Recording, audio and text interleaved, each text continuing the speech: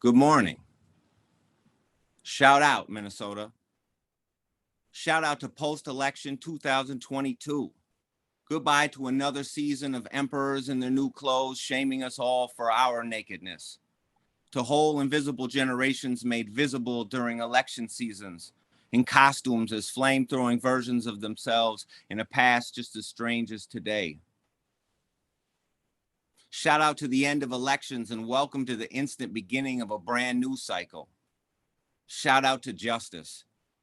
Shout out to reliving footage on loops from 2020, to ugly burned out buildings on prominent corners of our cities on display for the world to see where decades of oversight comes home to roost.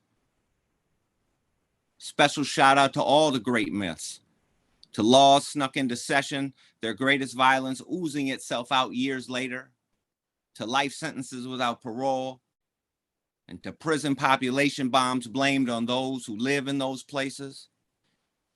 Here's to finding ways to forgive elected officials for the violence of their decisions, to being tricked into picking from the fox and the wolf, neither compelled to make us safer, but instead both coming to eat us, to elected officials throwing years and money and people's parents and children and brothers and husbands into a pot and swirling gunpowder and pepper spray into their lunches. Shout out to believing in the myths we fear.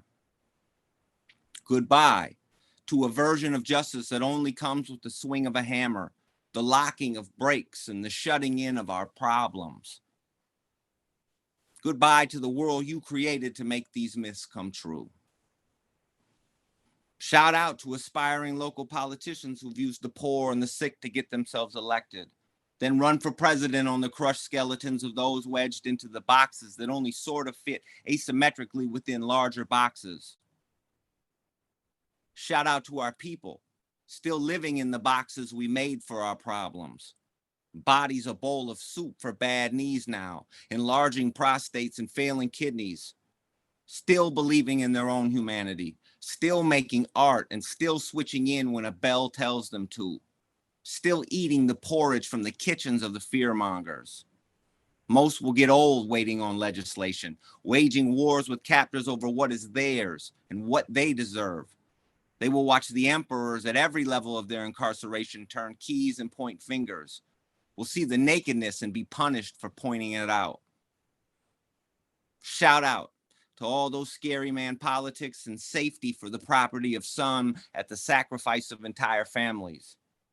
To justice as a catch-all for power using its strength to corral votes and bodies into shrunken spaces without the means to get out. To elections written in bad poetry, over-metered, crutch rhymes, abstracted and packaged phrasing, old man, old-fashioned boogeyman politics. To these campaigns meant to make their candidates look human, when that was all we were trying to be all along. Shout out to the toilet we take our filth to, where we flush our problems, to the flushing of those myths, to flushing the idea of super predators, and images of mass arsonists in our streets, to the idea that the things we are most afraid of weren't caused by decades of over-criminalizing the most vulnerable in our society, to flushing away promises that more prison will fix what is broken in our world, or that justice should only ever be a singular response to a singular act, done in the most distinct personal context possible. That we may say goodbye to the idea that anyone's vote shouldn't be counted.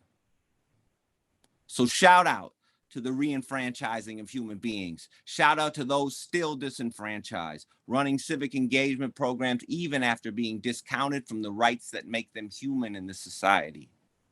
A huge shout out to justice and to our new Minnesota. Shout out to feeling safe from all the different kinds of violence extolled. Shout out, Minnesota, and shout out to our humanity.